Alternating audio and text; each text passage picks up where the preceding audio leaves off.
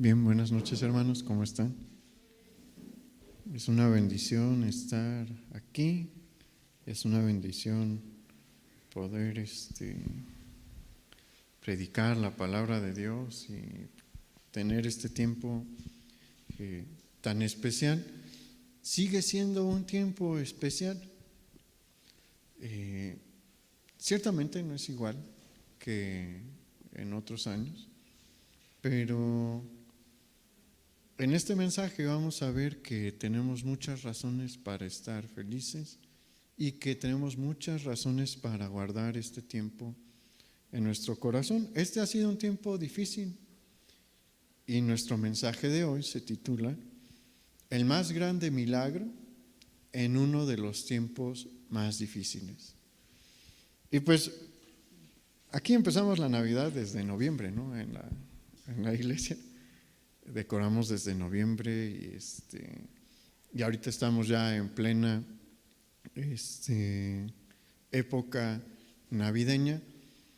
En 8 días es Nochebuena, en 9 días es Navidad. Por cierto, si usted no puede venir o no quiere venir el domingo 20, no vamos a suspender nuestra reunión el miércoles, entonces el miércoles 23 también vamos a tener nuestra reunión. Será una reunión breve también, pero vale la pena, ¿no? Si usted siente que el domingo hay mucha gente, o no sé si se le complica el domingo, el miércoles vamos a tener reunión también. Pero bueno, como mencioné, esta época navideña no ha sido como lo era antes. Hemos pasado por un año difícil, ¿o no? Ha sido un año difícil. 3 meses de encierro total. Me acuerdo que en esos 3 meses había un pago que tenía que hacer aquí en el centro comercial, y nada más estaba abierta una caja allí en el centro comercial, y fui con mi hermano y llegamos, el estacionamiento vacío, y uno empieza a sentir raro, y uno entra y todas las tiendas cerradas, y hablábamos con mi hermano, parece película de zombies, como que va a salir un zombie por aquí de las tiendas, porque todo desértico. Y bueno, ese tiempo pasó y llegó la nueva normalidad, ¿no? Que de normal no tiene nada, ¿no? A partir de junio empezamos a vivir bajo esto que el gobierno federal estableció con el nombre de la nueva normalidad. Y pues es una vida bajo restricciones, ¿no? Todos aquí traen cubrebocas, menos yo, porque estoy predicando, pero acabando voy y me lo pongo. Y es extraño, ¿no? ¿Alguien ama el cubrebocas? No, ¿verdad? A nadie le gusta el cubrebocas, pero es necesario, no lo deje de usar. Hay que obedecer lo que señala la autoridad. Los cumpleaños han sido limitados. Yo creo que a todos, bueno, no creo, estoy seguro que a todos desde marzo hasta el día de hoy, si cumplimos años, nos tocó, pues nada, que nos hablaran, ¿no? Nada más a decirnos feliz cumpleaños y demás, pero nada de festividad, nada de convivencias.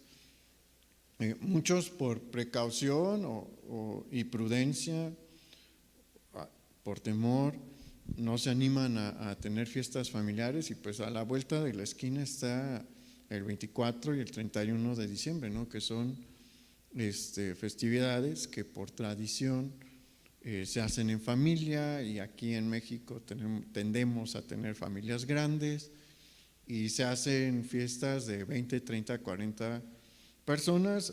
No debería de ser así este año. ¿Por qué? Porque continúan estas restricciones y pues cuando vemos todo esto es fácil llegar a la conclusión de que este ha sido un año difícil.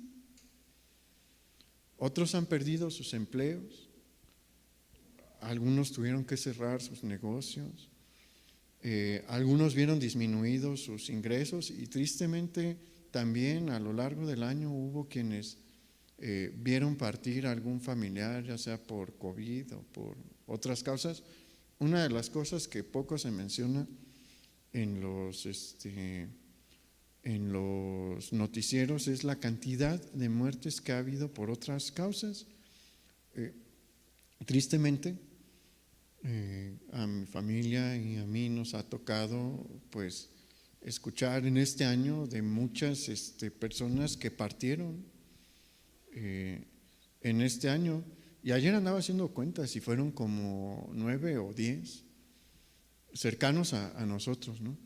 Y la mayoría no fue por COVID, fueron por otras causas, porque se descuidaron otras áreas también a causa de esta contingencia. Ha sido un año difícil, pero la situación para los hijos de Dios, aunque sea difícil, no es trágica. Sí nos duele lo que sucede a nuestro alrededor.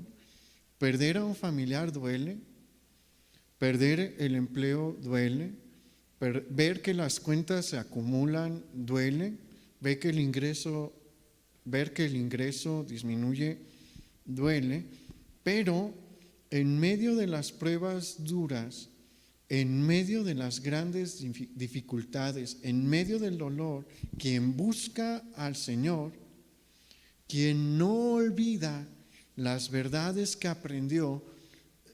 Este año fue un año muy bueno para ver si de verdad habíamos aprendido quién es Dios, quién es nuestro Padre. Y ha sido un año para ver si verdaderamente confiamos en Él. Y aquel que lo hizo vio la mano de Dios resplandecer en su vida en medio de este mundo tan complicado que tuvimos que vivir en el 2020. Y mire, Dios nos ha dado unas promesas tan hermosas y son las verdades que no debemos de olvidar cuando estamos en una situación como la que tenemos hoy. Acompáñame por favor a ver una de estas promesas en el Salmo 50, capítulo 15. Esta es una promesa del Señor.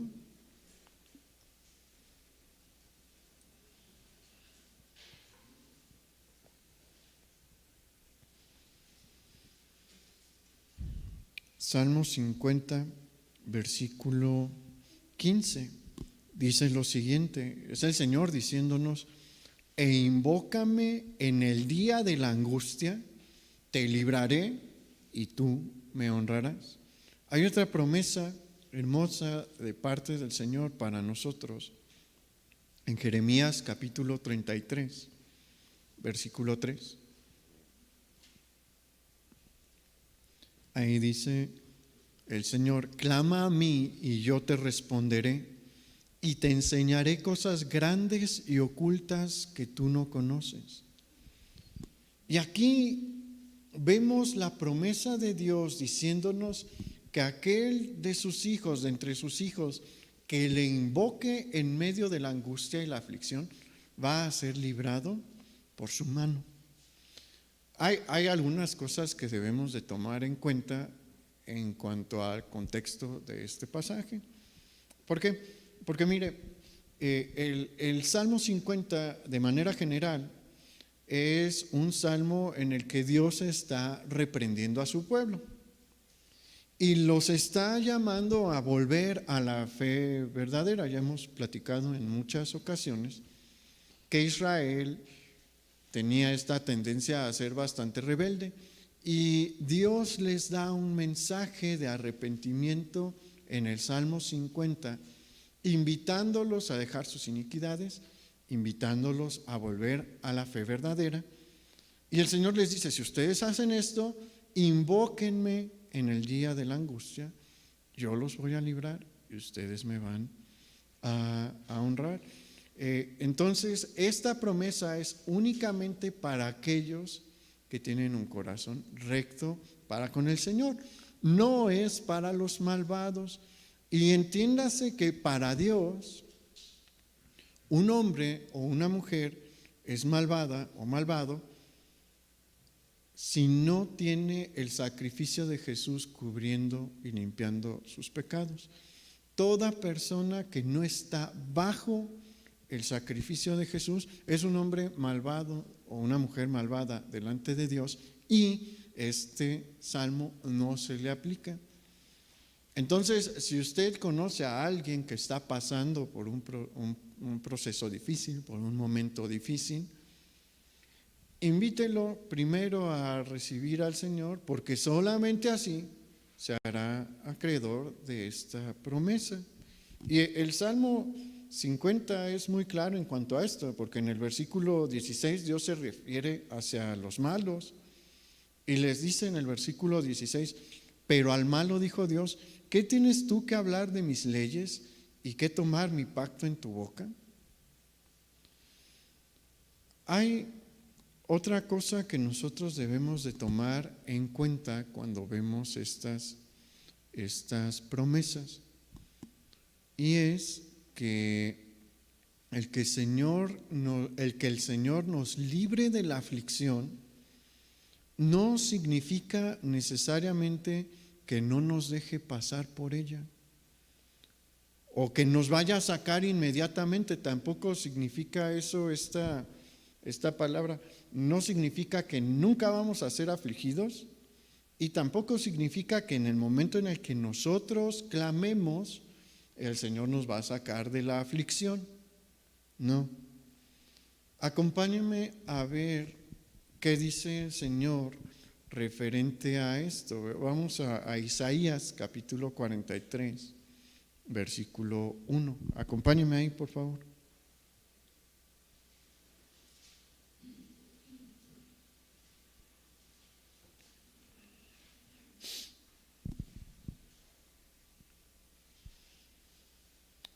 Isaías 43, versículo 1 dice: ahora así dice Jehová, creador tuyo, oh Jacob, y formador tuyo, oh Israel: no temas, porque yo te redimí, te puse nombre, mío eres tú. Cuando pases por las aguas, yo estaré contigo, y si por los ríos, no te anegarán. Cuando pases por el fuego, no te quemarás, ni la llama arderá en ti. Y aquí, esta es una promesa bien padre, es una promesa muy grande de parte de Dios para nuestras vidas, pero hay que checar unos detalles. El Señor no está prometiendo que no vamos a tener que pasar por las aguas. Tampoco está diciendo que no vamos a pasar por el fuego. Su promesa es que cuando pasemos por las aguas y cuando pasemos por el fuego, Él va a estar con nosotros tomándonos de la mano hasta que salgamos de la prueba. Y esa es una bendición muy, muy, muy, muy grande. Todos vamos a ser probados. Todos vamos a pasar por dificultad.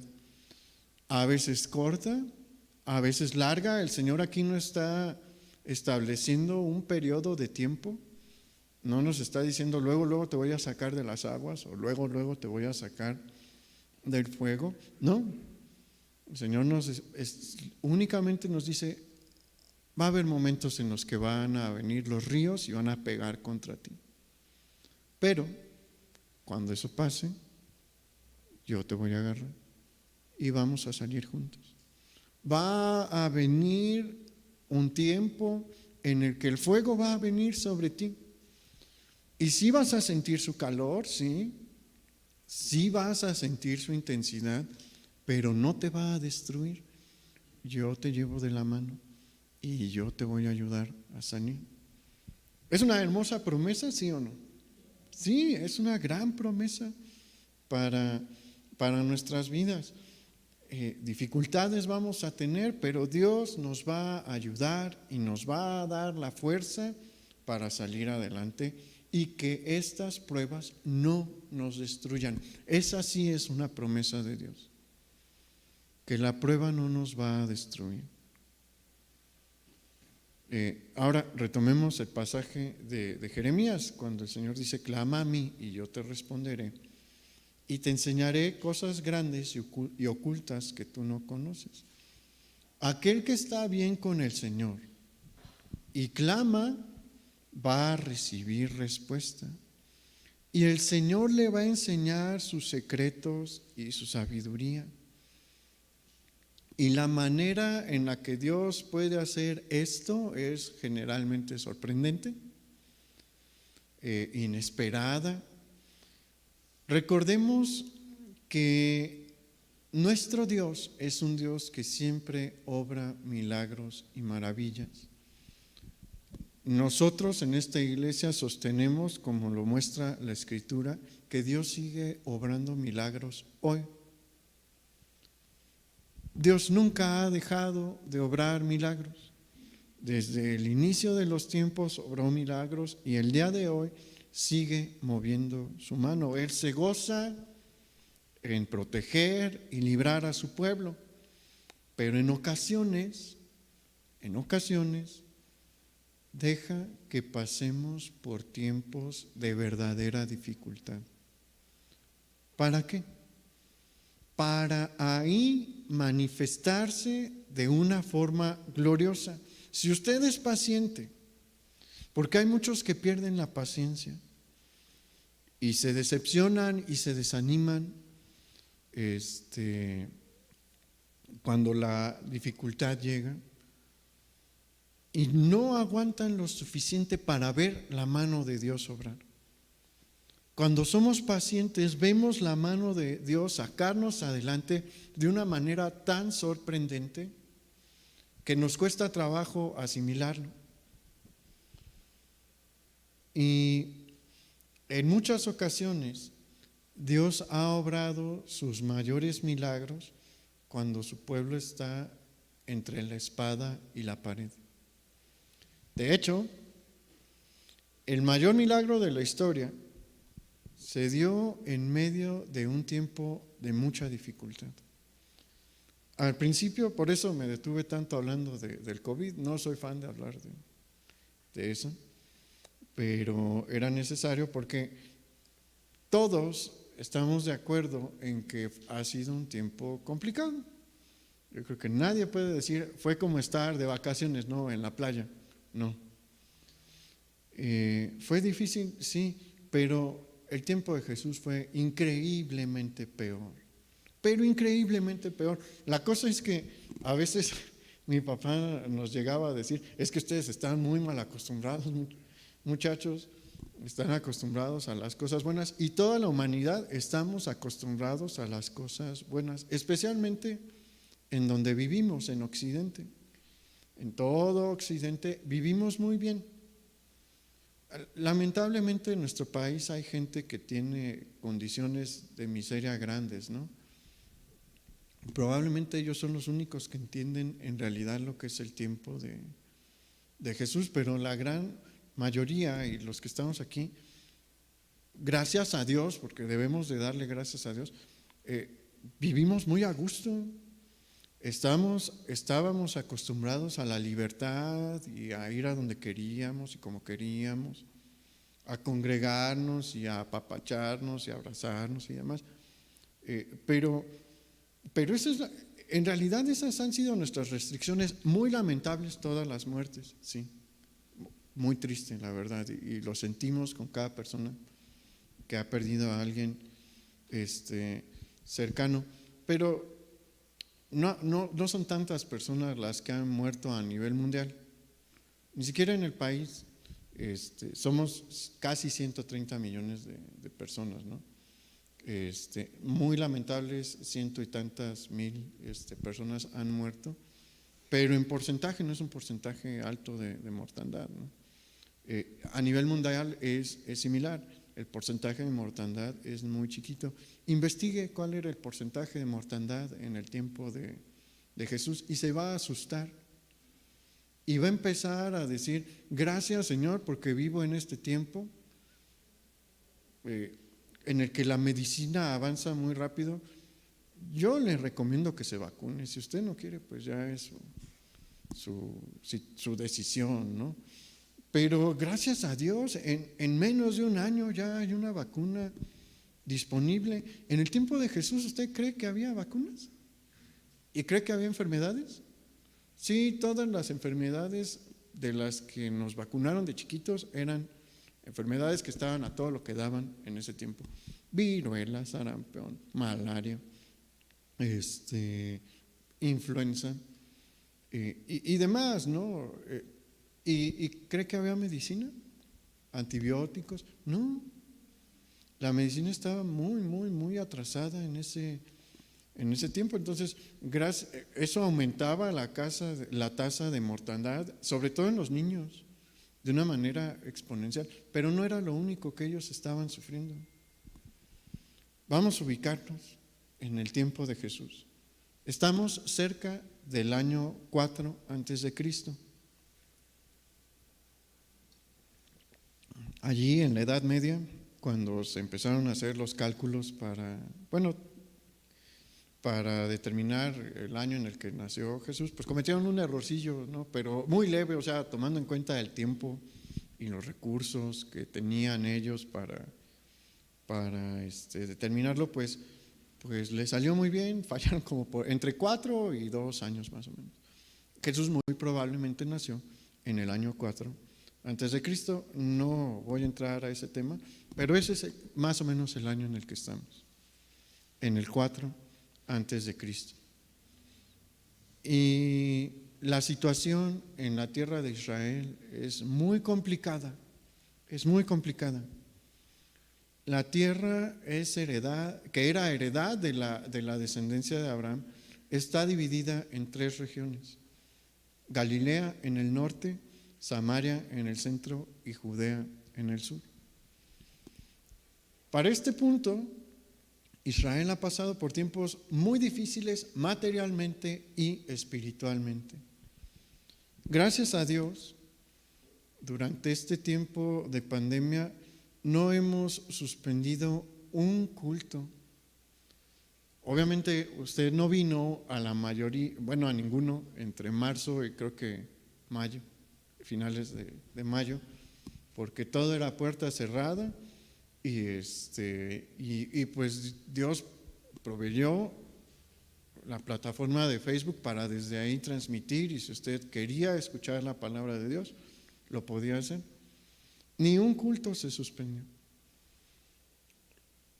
La situación espiritual, aquel que tenía hambre de buscar a Dios, lo pudo hacer. Si quería estar en una buena condición espiritual, lo podía hacer. Pero en Israel la condición espiritual para este momento estaba para llorar. Espiritualmente fueron tiempos difíciles. Aproximadamente 400 años atrás, Dios guardó silencio. Comenzó el silencio de Dios. ¿En qué sentido? En que no había nuevos profetas. Por 400 años no se volvió a levantar un profeta en Israel. Tenían las escrituras, sí, pero no hubo palabra nueva de Dios por 400 años. Y a partir del 170 antes de Cristo comienzan los verdaderos achaques de Israel. ¿Por qué? Porque se levanta como gobernante en la región un señor que se llamaba Antíoco Epífanes IV, y él fue el peor de los gobernantes de origen griego, macedonio, que estuvieron sobre el territorio de Israel. Él odiaba la cultura judía, quería helenizar, es decir, quería que los judíos viviesen como los griegos, pensasen como los griegos, adorasen a los dioses que adoraban los griegos, y los empezó a oprimir. Comenzó una campaña de exterminio de los libros del Antiguo Testamento. Intentó acabar con el Antiguo Testamento, especialmente con la ley de Moisés. No lo logró. Profanó el templo de Jerusalén. Él ofreció un cerdo en el altar, puso una estatua de Zeus en el atrio del templo de Jerusalén, y los israelitas se molestaron y se rebelaron. Su rebelión fue violenta, se le conoce como la rebelión macabea. Y pues la rebelión de los macabeos sí logra quitar a los griegos de encima, pero espiritualmente va a pasar algo. Los macabeos son varios hermanos que descienden de un sacerdote que se llamaba Matatías. Y una vez que vencen, ellos se atribuyen el sumo sacerdocio y comienzan una nueva dinastía. ¿Se acuerda que la ley decía que solamente una familia podía ocupar el sumo sacerdocio? La familia de Aarón, hermano de Moisés. Y de entre la familia de Aarón, el Señor escogió a los hijos de un descendiente de Aarón que se llamaba Sadoc. Y por milenios, por cientos de años, ellos fueron los sumos sacerdotes. Ese fue el orden de Dios. Pero los asmoneos, es decir, este grupo de los hermanos macabeos, dijeron: ¿saben qué? Pues nosotros los liberamos y somos de la tribu de Leví, somos de la familia de Aarón, no venimos de Sadoc, pero vamos a hacer a un lado a Sadoc porque nosotros peleamos por ustedes y nos quedamos con el poder. ¿Usted cree que a Dios le gustó eso? ¿Cómo cree que empezó a ser la vida espiritual de Israel? Se saltaron uno de los principios más fundamentales de la ley de Moisés, y eso nunca trae buenos resultados. Y la cosa se puso mal porque entre los hermanos y sobre todo entre los descendientes de los primeros macabeos, comenzaron guerras civiles. Un hermano o un primo decía: yo voy a ser el sumo sacerdote, y el otro decía: no, yo soy el sumo sacerdote, pues vamos a ver quién puede más. Y se peleaban entre los israelitas para colocar a alguno de ellos como el sumo sacerdote. Los sumos sacerdotes asmoneos, es decir, de este grupo de los macabeos, fueron en muchos casos corruptos y crueles. Y los conflictos se volvieron muy grandes entre ellos. Y llegó un punto en el que dos aspirantes, haga de cuenta como aspirantes al trono, porque ellos veían el sumo sacerdocio como un trono. Dos aspirantes al sumo sacerdocio, Aristóbulo II e Hircano II, hermanos los dos, se pelearon entre ellos para ver quién quedaba como sumo sacerdote, y no podían vencerse, uno no le podía ganar al otro, y dijeron: vamos a pedirle a Roma que nos ayude. ¿Y qué cree que pasó? Roma está sedienta de poder y de expansión, y Pompeyo, un amigo de Julio César, ataca Jerusalén en el 63 a.C. y decide que va a apoyar a Hircano II, y a él lo nombra sumo sacerdote. Sitió la ciudad de Jerusalén 3 meses, y una vez que se terminó el conflicto y que Pompeyo dice: Hircano II va a ser el sumo sacerdote, para que aprendan la lección, los judíos, asesina a 12,000. Y por si fuera poco, decide que va a entrar al lugar santísimo del templo de Jerusalén.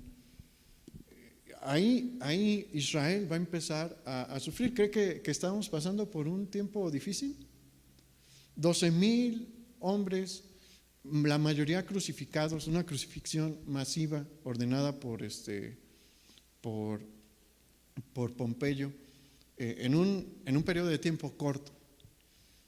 ¿Cree que es más difícil lo que vivimos que lo que ellos estaban viviendo? Yo pienso que no.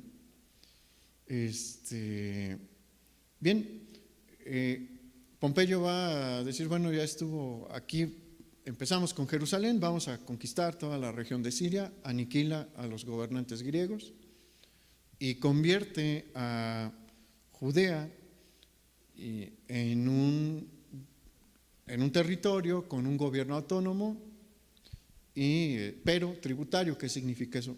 Iban a pagarle impuestos a Roma anualmente.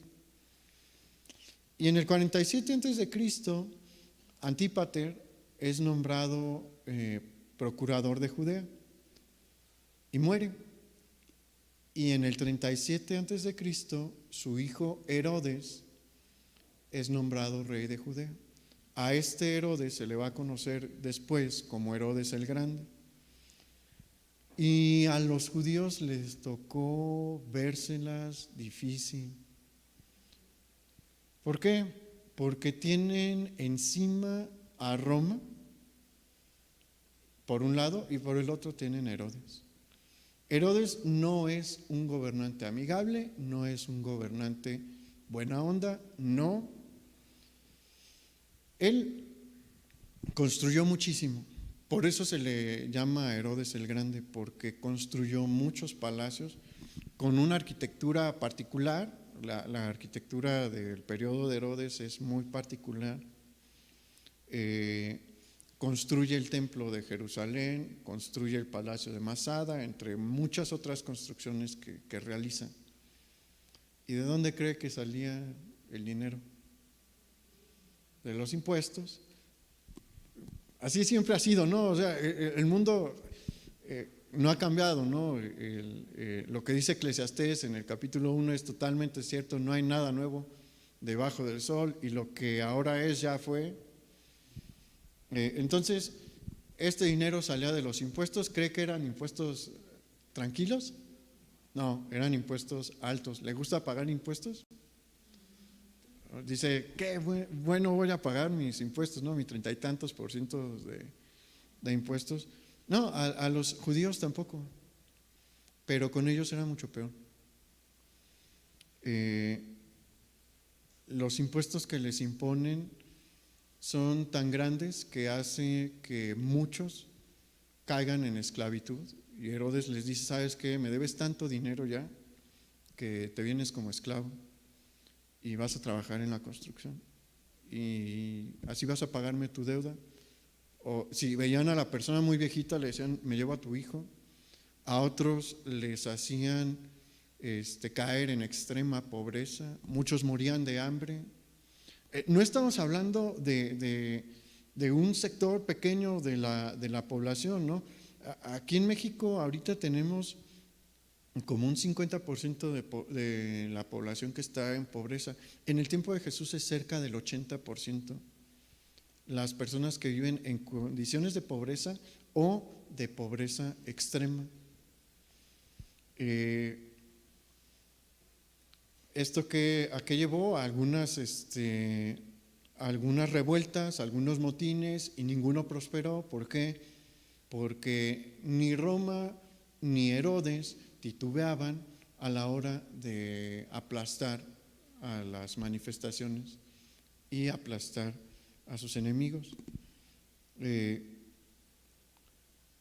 carácter de Herodes como un hombre sanguinario se dejó ver desde el inicio de su reinado, porque cuando ocupa el trono, de las primeras decisiones que toma es ejecutar a 45 miembros del Sanedrín, son 70. De esos 70 mata a 45. ¿Por qué? Porque quiso, de una manera arbitraria, completamente arbitraria, para mostrarles su poder y para que todos se ajustasen a lo que él quería hacer. Y en medio de todos estos problemas, en medio de esta tristeza, ¿cómo cree que era el ánimo nacional? ¿Cómo se sintió en los 3 meses de encierro? Hubo gente que cayó en depresión. Los hijos de Dios no deberían, pero hubo gente que cayó en depresión. Mucha gente se sintió triste y ciertamente sí genera algo emocionalmente el salir a las calles y ver que no pasan carros. Sí genera algo el salir a la tienda, que tenga póngase el cubrebocas, por favor. El ver todo cerrado cuando es lunes o martes y parece que es domingo en la mañana, porque de todos modos en la tarde hay cierta actividad. Sí había una baja en los ánimos de las personas. ¿Cómo cree que era en el tiempo de Jesús? En el tiempo del nacimiento de Jesús. Eran completamente oprimidos, muchos se sentían aplastados y desde la perspectiva material, viéndolo desde la perspectiva material, no había manera de quitarse a los romanos de encima y no había manera de quitarse a Herodes de encima. Lo intentaron y los mataron sin titubear, sin pensársela, dos veces. ¿Usted cree que sentían un montón de esperanza cuando se levantaban? Los cobradores de impuestos llegaban una vez al año generalmente. ¿Cómo cree que se sentía la gente que no tenía para pagar? Porque muchos no tenían para pagar y que sabían que se los iban a llevar como esclavos a ellos o a sus hijos. ¿Cree que estaban brinque y brinque, bien felices? ¿Cómo cree que era ese mes? Difícil. Y fueron décadas, porque para colmo de males, Herodes vive varias décadas, ¿no? En medio de esta situación difícil, más difícil que la que nosotros tenemos, en medio de la tristeza, del dolor, del quebranto, Dios empieza a mover su mano. Y eso me emociona, ¿no? Porque no es un tiempo alegre el periodo del nacimiento de Jesús. No es un periodo de fiesta, pero allí Dios va a empezar a mover su mano para cambiar el rumbo de la historia. Dios ha guardado silencio por 400 años. Están las escrituras del Antiguo Testamento, sí, pero Dios no ha vuelto a hablar en 400 años y vuelve a hablar. Imagínense lo que eso implica, ¿no? Que Dios está hablando otra vez y Dios se empieza a mover y se va a mover de una manera muy particular, de una manera muy emocionante. La verdad sí es emocionante. ¿Por qué? Porque ha llegado la hora de cumplir su promesa y Dios la va a cumplir de la manera en la que uno menos se imagina.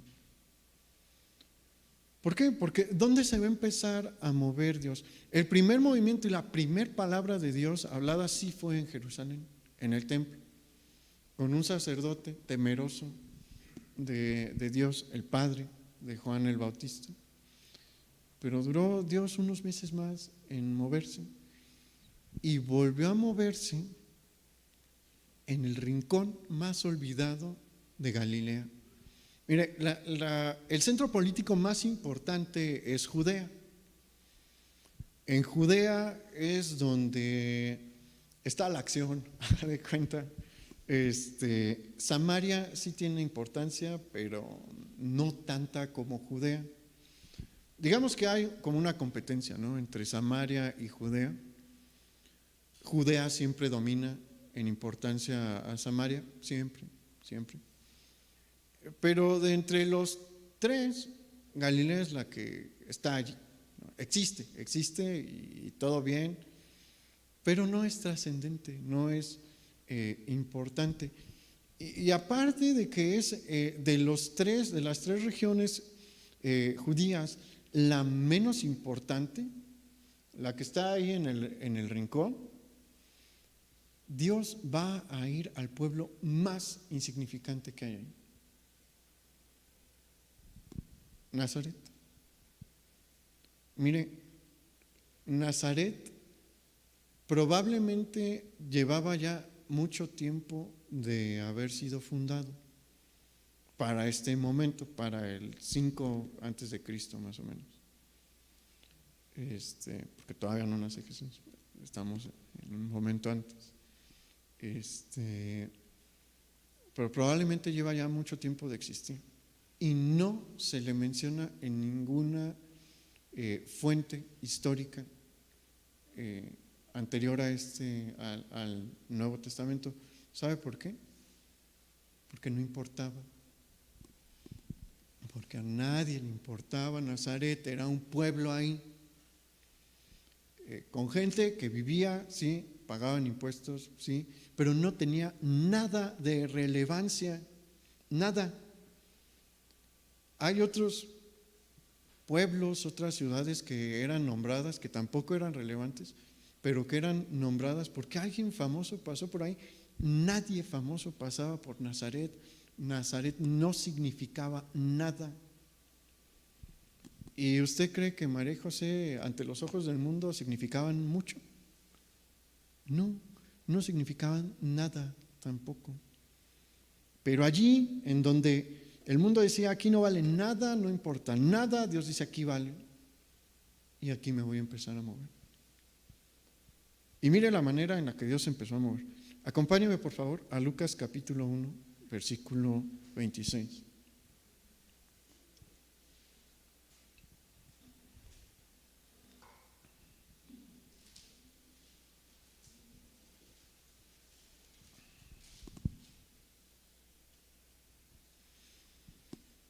Lucas capítulo 1, versículo 26 dice: al sexto mes, el ángel Gabriel fue enviado por Dios a una ciudad de Galilea llamada Nazaret, a una virgen desposada con un varón que se llamaba José, de la casa de David, y el nombre de la virgen era María. Vamos a entender qué es esto. Esto no es común en la Escritura. Si usted ha leído la Escritura, va a encontrar que las apariciones angelicales son escasas, son muy escasas, son raras. ¿En qué ocasiones las encontramos? Cuando Dios visita a Abraham, viene con 2 ángeles, y estos 2 ángeles van con Lot. Después Jacob va a tener una visión angelical cuando está dormido. El ángel de Jehová se aparece en algunas ocasiones también, se le aparece a Gedeón, se le aparece probablemente a Josué. David tiene algunas visiones vio al ángel de Jehová en una ocasión, pero son muy poquitas. Y aquí se nos da el nombre del ángel que fue. No son, solo en la Biblia solo hay 2 nombres de ángeles. No hay más, todos los demás los inventó el hombre. Los únicos que tienen un nombre, que se nos revela, todos tienen un nombre propio, ¿no? Pero que se nos revela su nombre propio son Gabriel y Miguel, y ya. Y Miguel es el arcángel, el único arcángel. Y Gabriel ha aparecido en otra ocasión, antes del tiempo del Nuevo Testamento, a un hombre muy amado por Dios. No es cualquier hombre a quien se le aparece Gabriel, es a Daniel. Y Daniel era un hombre importante, sí. Estaba en una posición de mucho poder, sí. David era un hombre importante, sí. Era una persona con mucho poder, sí. Los padres de Sansón, ¿no? Pero seguramente tenían mucha más relevancia que María y José. Ellos eran, en cuanto a lo económico, eran personas comunes y corrientes. sin nada de especial. Probablemente la familia de María con problemas económicos. Y Dios los escoge. Tenían un corazón para Dios, eso no lo debemos de sacar del panorama, jamás. María era una jovencita que amaba a Dios mucho, si no Dios no lo hubiera escogido. No tiene todos los atributos y mitos que le ha dado la Iglesia Católica por siglos, no, era una jovencita normal. ¿Sabe cuántos años tenía? Entre 15 y 17 años. De una familia humilde que amaba a Dios. Eso sí lo tenía María y nadie lo debe de poner en duda. Era una jovencita que amaba a Dios. Y José era un hombre, pues probablemente mayor, probablemente él sí estaba en los 30,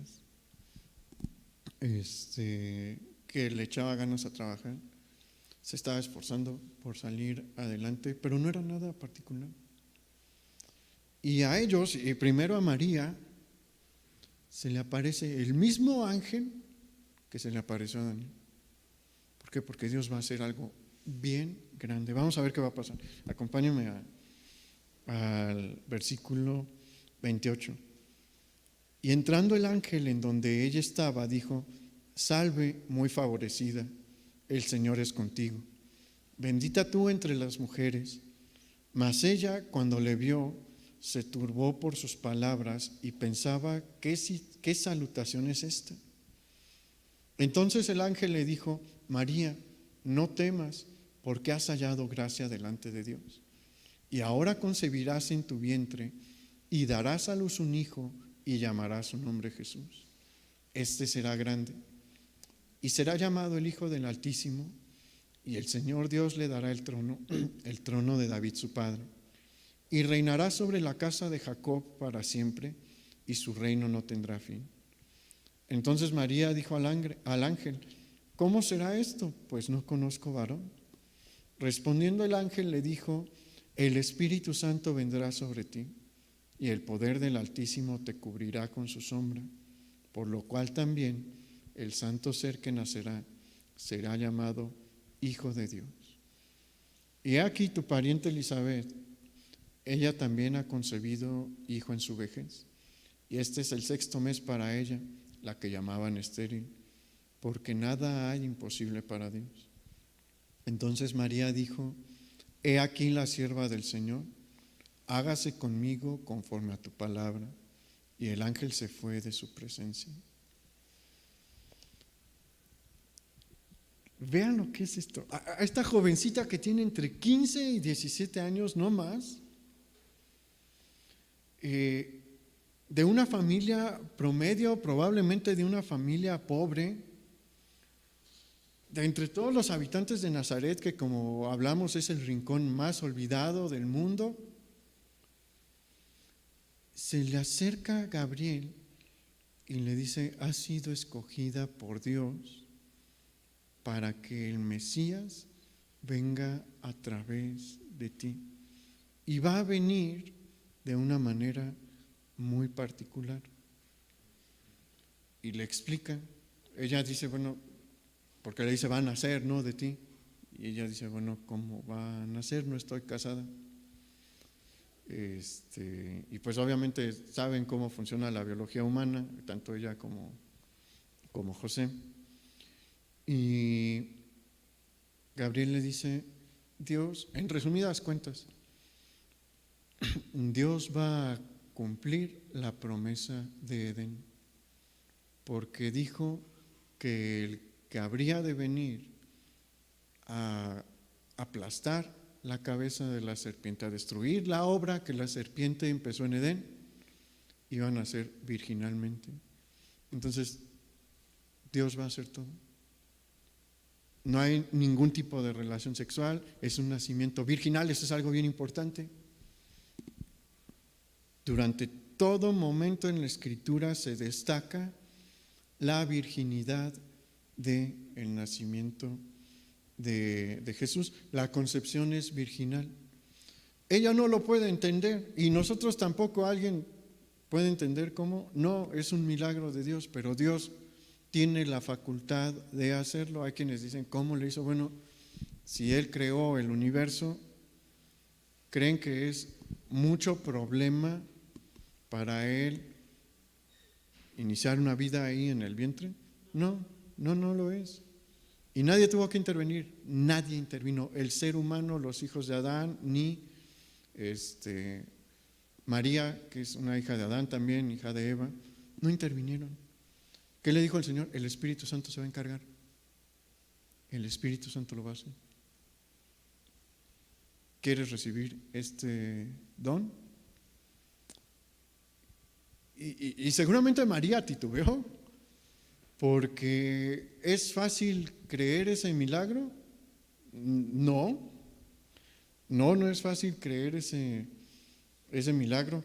En la Biblia la gente tiene sentido común y sabía que podía haber problemas porque estaba comprometida. No era una soltera, en el sentido de que no tenía ninguna relación ni ningún compromiso, estaba comprometida ya. Pero le están diciendo, Dios te eligió para cumplir la promesa de Edén. El Mesías va a venir a través de ti si aceptas. Y María dice, imagínese todo lo que pensó, ¿no? Pero dice, sí, hágase conmigo la voluntad de Dios. Y pues los problemas se dieron, porque ¿usted cree que para José era fácil entender lo que estaba pasando? No. Seguramente en algún momento María le contó. ¿Y usted cree que le creyó tan fácil? No le creyó inicialmente. Tuvo que intervenir Dios. ¿Cómo intervino? Mandó a Gabriel nuevamente. Y en sueños, Gabriel le dice lo siguiente a José. Antes de ver eso, José tenía un gran corazón, porque pues amaba mucho a María. Imagínense la situación del corazón de José. Es un joven que está iniciando.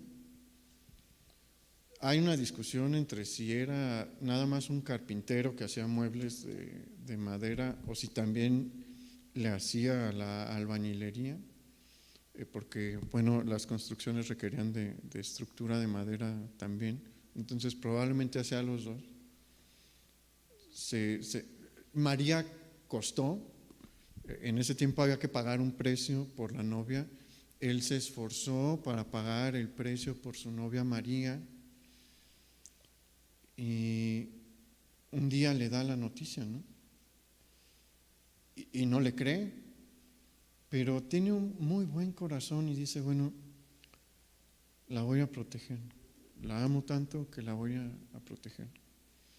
Y su plan era huir y dejar a María y que toda la vergüenza de lo que estaba pasando cayera sobre él. Y está dispuesto a hacer eso. Él ya tomó la decisión. ¿Usted cree que Dios no ve eso en el corazón de José? ¿Cree que lo escogió Dios por casualidad? No lo escogió por casualidad. Es un buen hombre, es un hombre que le ama. Y por eso viene Gabriel y le dice lo siguiente. Vamos a Mateo, por favor, capítulo 1, versículo 18.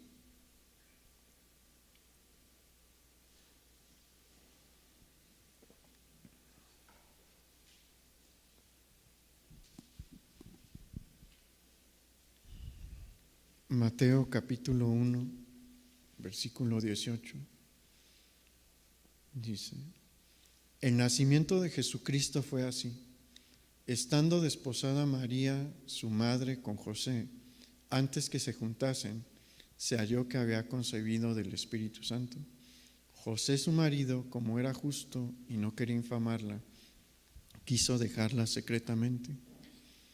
Y pensando él en esto, he aquí un ángel del Señor del Señor le apareció en sueños y le dijo: José, hijo de David, no temas recibir a María tu mujer, porque lo que en ella es engendrado del Espíritu Santo es. Y dará a luz un hijo y llamará su nombre Jesús, porque él salvará a su pueblo de sus pecados. A José le dan un mensaje grandísimo también. Gabriel le dice nuevamente, en resumidas cuentas, Dios ha decidido que ya va a cumplir la promesa que se hizo en Edén. Y a José se le enseña algo más que no se le enseñó a María. A María se le habla que Jesús viene como el Rey de Israel, como el gran Mesías. Pero a José le dicen claramente, Él viene a salvar de los pecados. La razón por la que viene es para salvar a su pueblo de sus pecados, de la aflicción más grande que tienen.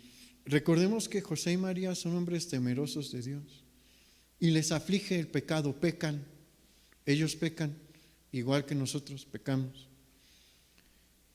Y tienen que ofrecer anualmente el sacrificio de la expiación, tienen que ofrecer un corderito o un cabrito en expiación por sus pecados. Se presentan a Jerusalén con este animalito, ven cómo le cortan la yugular y cómo empieza a derramarse la sangre de manera simbólica para perdón de sus pecados.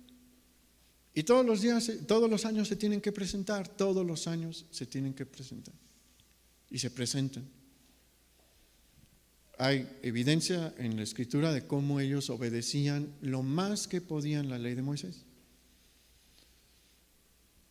Y imagínense lo que es que un ángel, muy probablemente ellos también conocían las Escrituras. José asistía a la sinagoga todos los sábados, en el día de reposo, y en alguna ocasión escuchó que Gabriel se le presentó a Daniel, y él mismo se le presenta y le dice: José, el perdón de pecados va a estar disponible ya por el niño que lleva María en su vientre. Ese niño es obra del poder de Dios. No hay mano humana metida allí, es la mano de Dios. Porque así tiene que ser, el niño debe de venir puro, debe de venir sin la contaminación de Adán. Y cuando despierta José, ¿qué cree que hace? Va con María y le dice: vamos a hacer esto juntos. Porque viene el Señor. Y por eso debemos de celebrar este tiempo y regocijarnos en este tiempo. Mire, no es la cena, no es el montón de familia. Si usted ve a Jesús y lo que pasó en este tiempo, lo que se está anunciando, ahorita no hemos hablado del nacimiento en sí, sino de la anunciación, usted va a poder tener una feliz Navidad. ¿Por qué? Porque Gabriel les está diciendo a los dos, a María y a José, en medio de la aflicción que vive todo judío en este tiempo, en medio de la mortandad que hay en este tiempo, porque hay mortandad. Herodes mataba a diestra y siniestra a cualquier opositor. En medio de la pobreza, porque hay mucha pobreza y probablemente María la vivía y José la veía cerca. En medio de eso, Gabriel viene y les dice: el Señor Yahvé Elohim, el Dios de sus padres, perdón, se me fue, el Dios de sus padres, el Dios de Adán, el Dios de Noé, el Dios de Abraham, Isaac y Jacob, el Dios de Moisés y los profetas viene. Está en camino. y viene a salvar a su pueblo de sus pecados. ¿No es razón para estar felices? Sí. Y el domingo mi papá va a seguir, él sí va a hablar sobre el nacimiento ya. Entonces, no esté triste por la situación, no hay razón para estar triste. ¿Usted cree que el mensaje que recibieron José y María no cambió sus vidas? Es un mensaje de esperanza. Y ese mismo mensaje lo tenemos nosotros hoy. Entonces, vea al Señor en este tiempo. No vea el cubrebocas que se tiene que poner a la hora de ir a comprar lo que va a cenar. No vea las restricciones, vea al Señor. Vea el mensaje que se nos está dando. El Señor vino y vivimos en un tiempo maravilloso. ¿Por qué? Porque ahorita el perdón está disponible a todos. Antes no lo estaba. Antes no estaba abierto para nosotros, los gentiles. Era muy difícil que un gentil se acercase. Pero todos aquí somos gentiles y Dios nos abrió la puerta y vivimos en este tiempo. Hay mucho por qué estar felices. Vamos a orar.